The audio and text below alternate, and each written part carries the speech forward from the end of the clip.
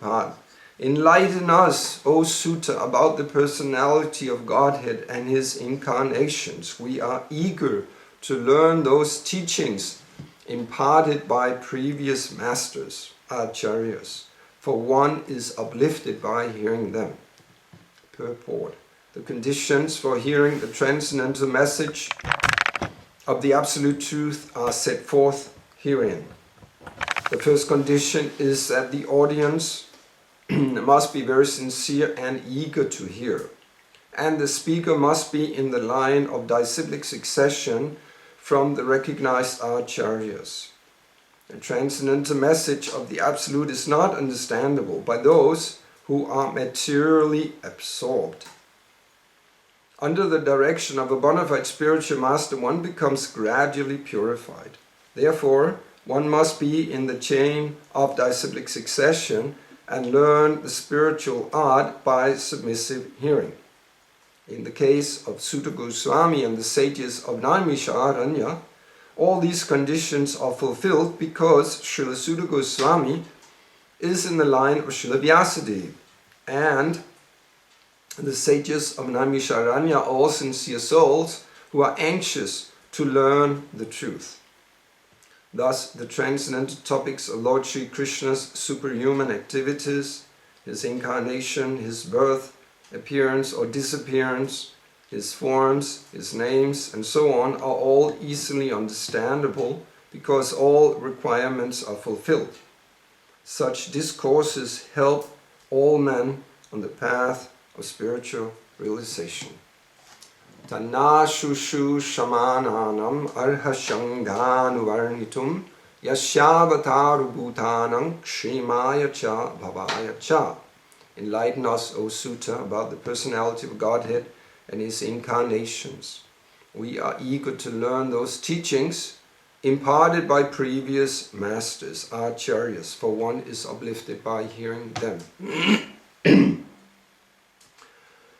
Om Jnanatimranda Shagyanandjana Shalakaya Chakshur Unmilitam Yena Tasmai Shri Gurave Namaha. Vande Shri Krishna Chaitanya Nityanando Sahoritao Godadai Pushpavantao Chidrao Shandao Tamonudao. So we are continuing by the questions by the sages, and throughout studying the way these sages, these highly elevated sadhus in Naimisharanya, how they are addressing Sutta Goswami, we can learn a lot about the dealings between devotees and saintly people. These are all very elevated souls, and we are aspiring to enter the highest realm of supra-mundane loving relations with the Supreme Lord. And thus we have to learn from those who are on that platform or approaching that platform. And we see that in the dealings between these highly elevated people. So throughout this exchange between the sages and Sutta Goswami, they address him in a very wonderful way, very deeply respectful and actually loving way. They address him in terms like, O respected Sutta, you're well versed in the Vedic scriptures, you are learned Vedantist, you're submissive. And so I address him in all these very respectful ways. And it's not just some kind of lip service they do, they actually, it's very deep felt, something they deeply feel. Because in this world we see so many, they're simply paying lip service to whatever they do. It's a theater. They put up a show, whether it's on the material field or the spiritual field, so much cheating is going on. But this is not the case here. These are a deeply felt appreciation of another fellow traveler on the spiritual path. So they selected Sutta Goswami because of his great qualifications, as we heard previously, that he's well versed, he's deeply versed in all the different aspects of both physical and metaphysical knowledge, spiritual, all the different departments. And then he is also the learnedest among them, the Vaishnava etiquette. So in general you have that system. They take the senior most, and they did that in this case here. So after praising him, heartfelt prayers in so many ways, then they're also blessing him, wishing him all the best. These are blessings. We want the best for another living entity. So in the material world, as well as in the spiritual, both, people are blessing. People, they want to succeed in life, whatever it is. The teacher may bless whatever, even though he might not say it like in material field, they don't say it like that, but they really wish the best for the students or the pupils or whatever. And the, the professor who is guiding a whatever student in master's degree, PhD degree or whatever, they are personally supervising him or her and putting so much energy into that person elevating in that particular field. So they also want the best, and sometimes they may say it and sometimes not, but the natural tendency in the living entity is they want other people to become happy, become prosperous. That's the natural kind of somewhat, civilized form of life, if you're not too influenced by the darker, the lower modes of nature, then you want other people to succeed. So they're blessing him. They say, all blessings upon you. That was in the previous verse. So first they are praising him genuinely, and then they're blessing him. Please, may everything auspicious come unto you. So blessings are having potency according to the purity of the person who bless, according to different qualities actually. Also tapasya, someone who's very austere, very renounced, they develop some kind of siddhi. There's some kind of potency they develop. And thus, when they bless someone, it has a deep effect. So the more advanced a person is, the stronger the blessings are. So if you get the blessing, for instance, of a very elevated Vaishnava, they have a lot of potency. You really make advancements. That's why devotees, they want the blessings of others. And also, like we see, someone who's giving birth to a child, they want all the family members to bless that child with a long life, good health, prosperity, whatever. Like when we do these samskaras in the homes of our Indian friends, and they have a child, and they know especially about this, and they ask for the blessings.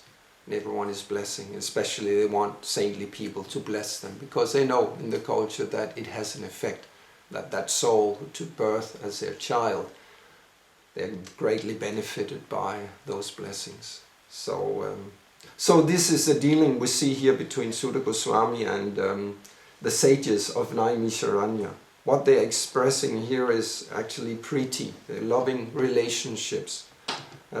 This is also, we know that from the Upadeshamrita, the famous fourth verse, speaking about priti lakshanam, the different loving dealings between devotees. Tadati pratigrinati guyam akyati prityati bhukti pujayati chaiva shadvidam priti lakshanam. So those dealings loving dealings between devotees are giving gifts and receiving gifts, giving and receiving, giving prasadam and receiving prasadam. Right? Everyone wants to, we all happy getting very nice prasadam, and a devotee actually wants to. We like to take it also from others who gives it with their heart, and we also want to give it to others. Very, very important aspect of devotional service, giving and receiving the Lord's prasadam, the Lord's mercy, actually. And gifts, the same. If we love someone, we give them gifts, whatever it is. So the classic example, husband and wife, the husband comes with flowers or gifts to please the wife, and the wife serves the husband different ways. She cooks very nicely for him and buys him whatever he needs and like that. It's the same, it's an exchange. This is natural. And the final thing is revealing your mind in confidence and inquiring confidentially. So you have some whatever problems, you have something you have to sort out, and then you speak about that confidentially to someone you trust. And the same, you speak confidential, give confidential knowledge to others. So these are the dealings. You speak about the Lord, how the Lord's service, like that, especially the dealings between the devotees on different levels. The senior, they give knowledge to those who are not on the same platform. Those, if you have so much knowledge you can give, you give it to someone who's got less knowledge. That's natural. And you inquire from someone more advanced because they have so much knowledge and experience in different fields. So these are the loving exchanges between devotees. So devotees are always exchanging like that. The nature of devotees are also explained in the verse in Bhagavad Gita 10:9. Machita matkata prana bodhayanta parasparam katayantas chamam nityam tushanticha ramanticha. That the devotees of the Lord, their chitta, their consciousness, it's absorbed in Krishna. Their minds are absorbed in Krishna, and they are always serving Him. And they exchange kata, kata, Krishna kata, topics about the Lord. So they're exchanging that between them, and they derive great satisfaction from that. Tushanti cha ramanti cha, pleasure in two ways, it says. Tushanti is about pleasure, and ramanti is transcendental pleasure. So they derive a lot of happiness about engaging in these exchanges. And Prabhupada read a purport, maybe it's the one tomorrow, no. Another place I read that Prabhupada was stating, this is like pleasure between a young boy and a young girl. They find natural, it's spontaneous attraction and pleasure in associating. We know that, that's especially the young, that's the example. It's just pleasure being with the opposite sex. So in the same way, the devotees find the same pleasure in exchanging about Krishna. So it's quite proud actually, because we can all associate with that. We remember from our younger days how, for those of us in male bodies, we had a lot of pleasure just being with the young girls. That's natural. And the same with the young girls or young boys. It's spontaneous. You don't need to be helped along. It just comes. And in the same way with devotees, when you get very purified, you find the same spontaneous attraction, hearing about Krishna. Oh, please Prabhu, please, whatever, Vaishnava, please speak more, speak more. It's just natural. So it's very wonderful. Of course, this is something that takes some purification, because we're in the process of getting rid of so many deep-rooted anarthas, unwanted things in the heart. And as long as we are infected by the lower modes of nature, with the mode of passion and ignorance, that spontaneous attraction is not there. This comes naturally by the scientific process of Krishna consciousness. Also explained later in the Srimad Bhagavatam, Srinvatam, Swakata, Krishna, Punya, Shravana, Kirtana, and then the whole scientific process is explained.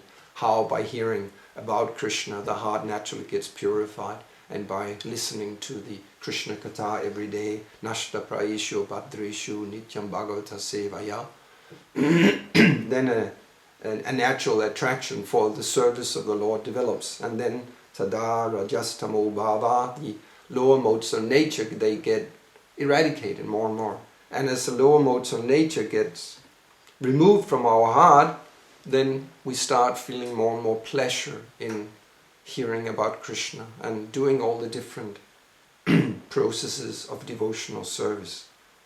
Then we get ruchi.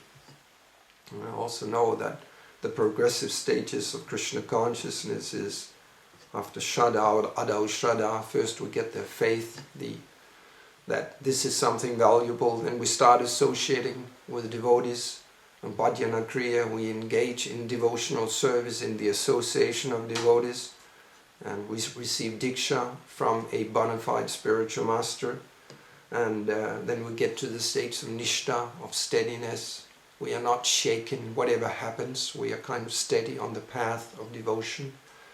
And after that, ruchi comes, taste, great deep taste of course, they're kind of intertwined. It's not that we don't have any taste early on, but then this state it becomes very deep and firm, and then asakti, we start developing attachment, and so on up to the highest stages of bhav and prem. So it's a gradual process. So these Vaishnava dealings are very wonderful and most important, and we have to strive to develop these relationships amongst devotees. So it comes automatically in one sense as we get purified, but it's also a conscious endeavor, and especially on the middle platform called Madhyamadikaris. These developments are there. The first stage in devotional service is called the neophyte or the prakrita stage. One is still very materially absorbed. Then they do not know. The characteristics of someone on the prakrita kanishta stage is they may have a lot of devotion for worshipping the Lord in archana on the altar, but they do not know how to properly engage with other devotees. And actually it has nothing to do with years in devotional service. It has nothing to do with anything external. How well you dress, how perfect your tilak is, how many shlokas you can chant, and how wonderfully you can explain different things. All these are external things actually. You can learn that but still not be on the platform of Madhyama. Still be a Kanishtadikari. Again, a show. You can learn it also just see me, I have so many shlokas and I know them by heart and whatever. But if you do not relate properly with other devotees, if you disrespect them and mistreat them, then you're not on the platform of Madhyama. Because the Madhyama platform is a devotee who distinguishes. He worships the Supreme Lord and he respects deeply the devotees of the Lord and other living entities. And he avoids the demons, those who are demoniacally influenced, those who are strongly averse to the Supreme Lord. So someone on the interim, on the middle platform of Madhyama Adhikari, he or she knows how to deal properly with devotees. So this is how we actually learn it. So it's not anything extra. And even you can have a danda, you can be, so to say, in the renounced order, the highest order, but still, and know a lot of externals. You know the philosophy, you can learn the philosophy, and you may be a good orator. You may, speak very nicely and put in a lot of jokes and know a lot of stories from the Shastra, and devotees may think, just look at this, and he's got so many followers, he's very advanced. But if he doesn't treat other devotees well, then something is lacking, and maybe he's not on that higher platform. I just spoke with one of my good friends a few days ago, and he had a very trusted position in ISKCON back in time. And then he was, in the course of that service, he was associating with one of the very top guns, so to say, in ISKCON. That he was a sannyasi and guru and very respected around in ISKCON, this person, this Swami. And then my good friend there, he said that he was very arrogant, actually. He treated him very arrogantly. So this is not, being arrogant is not anywhere mentioned as a qualification in spiritual life. Actually the opposite. It's not a sign of advancement, because if you're very advanced, you treat all living entities very respectfully, not to speak of devotees. Even though they're on a lower platform, you treat them very respectfully. And we see that in the life of so many really advanced devotees, like Srila Prabhupada, how he was so loving to all his sons and daughters. Even they committed so many mistakes, he was still loving. I heard that from one English devotee on this late morning show with Nam Ras Prabhu. Devotee, I forgot his name. He was a former disciple of Jaitirtha Maharaj, and when all that drama happened in think it was around 82, happened there. Jaitirtha Maharaj, anyway, not getting into details, but he went to Sridhar Maharaj. It was after Srila Prabhupada left, there was a lot of confusion in the movement. So many devotees were ostracized, they left the movement, they were treated very badly by someone in high positions, and they needed guidance, because now they were still very young in devotional life. They were just like, the oldest were like 13 years in devotional service, and they needed guidance. And Srila Prabhupada told them before, Tamal Krishna Maharaj and others were there, and they asked, well, where do we go? And Srila Prabhupada told them, it's quite known, you go to my godbrother Srila Sridhar Maharaj. So he gave that instruction. Later on there was a lot of politics, and he was kind of demonized, Srila Sridhar Maharaj, but Prabhupada said that. And in his personal life he has so many deep dealings, loving dealings with Srila Sridhar Maharaj, lived with him for many years, door to door actually. But later on there was one critical letter Prabhupada wrote about Srila Sridhar Maharaj, and politics, they always put this verse forward, just see, you should keep distance to Sridhar Maharaj, but then they forget all the letters, the majority where he speaks very fondly about him. Anyway, this person, this disciple of Jaitirtha Maharaj, he went to Srila Sridhar Maharaj because Jaitirtha Maharaj went there with all his disciples, or most of them. And this person, he explained that because he came in this was the Songlacharya days of ISKCON. And he explained that when he came to Srila Sridhar Maharaj, who was Srila Prabhupada's godbrother, senior godbrother, and Prabhupada said that Sridhar Maharaj is actually my Shiksha Guru. So he was a very elevated soul. So when he came, he said that what struck him the most was not all this vast learning he had, but his just very human dealings, his very humble dealings, very respectful. Here comes this Westerner who is very new in devotional service, and he's just very caring, asking about, so how are you doing? Are you okay? Are you being taken care of? Do you sleep well? Are you getting enough prasadam? He was generally concerned. But what he experienced, this devotee from those days in ISKCON, was all the big guns, all the big gurus, all the new gurus, they were very, we are here and you are there. So it wasn't that kind of relationship was very different to what he experienced when he came to Srila Sridhar Maharaj and what we experienced with Srila Prabhupada. So this is actually the nature of very advanced souls. So they're not arrogant, they're not puffed up, because they see themselves as very, very humble. Also I heard another with Bhakti Pramod Puri Maharaj, who is one of those, actually Srila Prabhupada mentions in one, a purport actually, when the Gaudiya Math split up and all this happened, he said that they'd split up in two groups, and one group went into all this fighting between themselves about positions, but in another group, there were two groups, and the other group didn't do that. So that was actually a small group of Prabhupada's godbrothers who didn't get into all this, who wanted to continue serving Srila Bhakti Siddhanta as they wanted to. And one of those was Bhakti Pramod Puri Maharaj. And Bhakti Pramod Puri Maharaj is an example of extreme humility. Like, I read someone, they were speaking about, someone asked him about the holy name. I forgot exactly how the question was put forward. And he was chanting 64 rounds a day. He was chanting continuously. And then they asked him this, some new,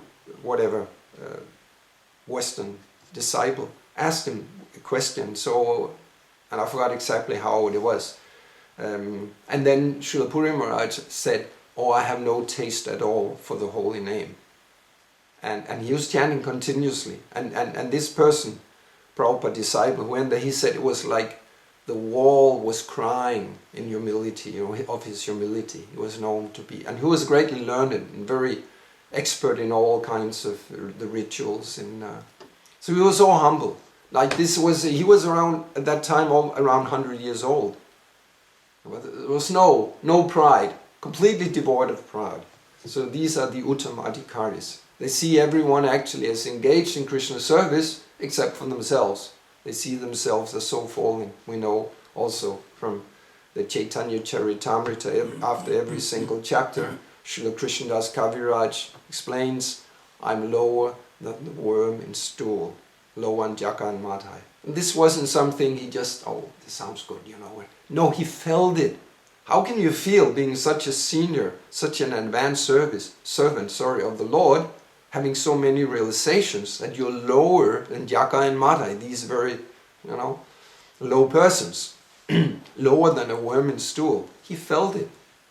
So it's no show. So we have to also to learn to see what is actually genuine and what is a show, because there's so much pretending going on in the world externally, but also inside the devotional community.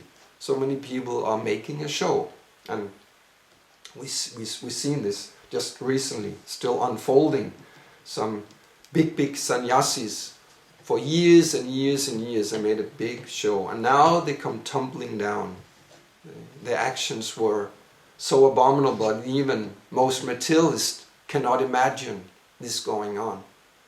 So we have to know from Shastra who is who, what is actually a sign of advancement, and not become fooled by external behavior. So, okay, I had a few more points, time is running. I just want to make shortly another point. Prabhupada in the purport explains there are two conditions for receiving devotional knowledge. One is that you have to be very sincere and you have to inquire eagerly about spiritual life. And the other is you have to receive knowledge by the bona fide guru in the bona fide sampradaya. So we have to make sure the knowledge is coming down through authorized sources. Otherwise, the knowledge and the process will have no real effect. So we know the famous verse from Padma Purana, Sampradaya Vihinaye Mantras Te Nishvala Mataha, that mantra has only potency if it is in a proper disciplic succession. Otherwise, Nishvala, Val means the result, fruit of your action, result of your action. Nishvala, it will have no results. The mantra will have no result if it is not given in bona fide sampradaya. And we know there are 4 recognized Vaishnava sampradayas. And I just want to read, I found something I never found before. We know that these 4 authorized Vaishnava sampradayas, what they are, the Brahma sampradaya, the Shiva or Rudra sampradaya, the Lakshmi sampradaya, Sri sampradaya, also called Sri sampradaya, and the Kumara sampradaya. So, found one verse from the Garga Samhita that speaks about this, and it has some interesting information I kind of haven't seen before. So, this is again Garga Samhita. It stated, Vamana, Brahma, Anantashesh and Sanak Kumar will appear as Brahmanas by the order of Vishnu for the preservation of eternal righteousness in Kali Yuga. Vishnu Swami, Madhvacharya, Ramanuja and Nimbadicha will appear respectively as a portion of Vamana, Brahma, Anantashesh and Sanak Kumar. These 4 saviors or Sampradaya Acharyas will be establishers of the 4 authorized and empowered spiritual channels of disciplic succession in the period calculated from the reign of King Vikrama in 54 BC, before Christ, subsequently through the 432,000 year cycle of Kali Yuga. These 4 authorized and empowered spiritual channels of disciplic succession are to be fully accepted by all beings as any word, combination of words, or formulation of sound frequencies invoked or addressed, audible or inaudible, secret or revealed, ancient or temporary, outside their auspices, prove to have absolutely no efficacy. So, again, any sound vibration, If it's not within any of these four recognized sampradayas, they have no potency. That's what's stated here. So one may learn a lot of mantras, give a lot of knowledge, but there's no potency if it's not in the four recognized sampradayas. Because by Krishna's arrangement, the potency of any knowledge is coming down through some of his bona fide representatives. So we cannot approach Krishna directly, we have to do it through his authorized servant. That's the whole principle of spiritual life. We sing every morning, Yasha Prasada Bhagavat Prasada. If we don't get the mercy of the pure devotee, we cannot attain Krishna. So it has to be given in a bona fide way. So both bona fide sampradaya, but also bona fide spiritual master. So this is very essential. Thank you very much for your attention. Any questions or comments? Chaitanya Prabhu? First of all, thank you very much for a very inspiring lecture after a long separation.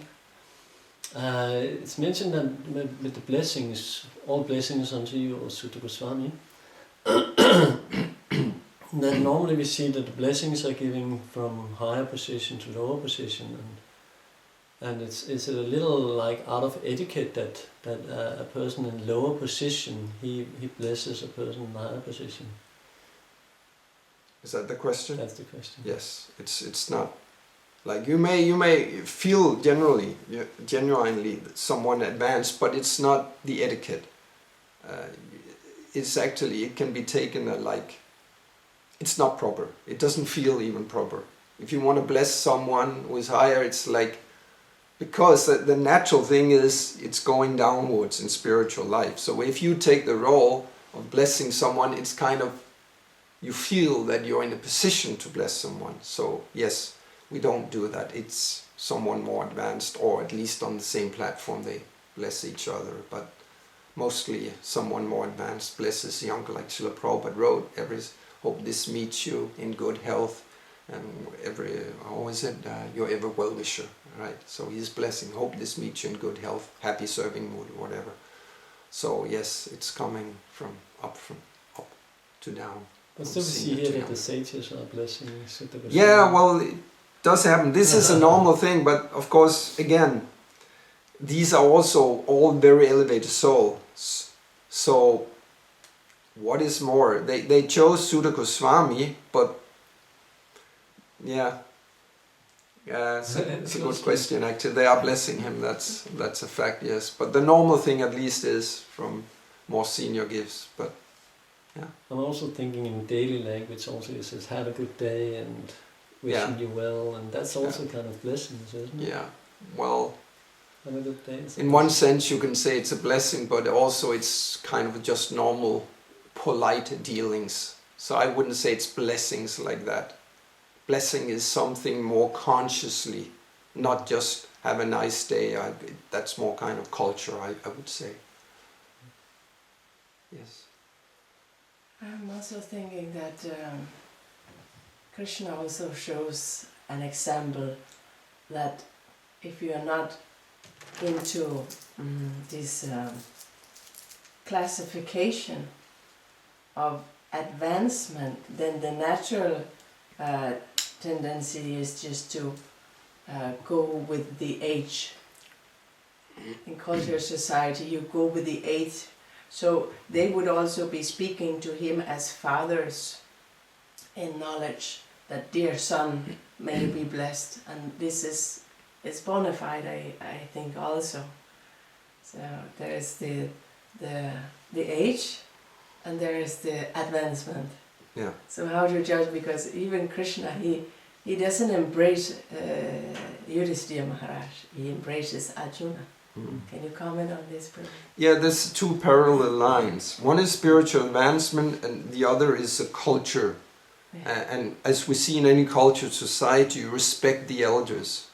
And in more traditional societies, the elders are giving valuable things to the youngest. They're giving their experience and knowledge.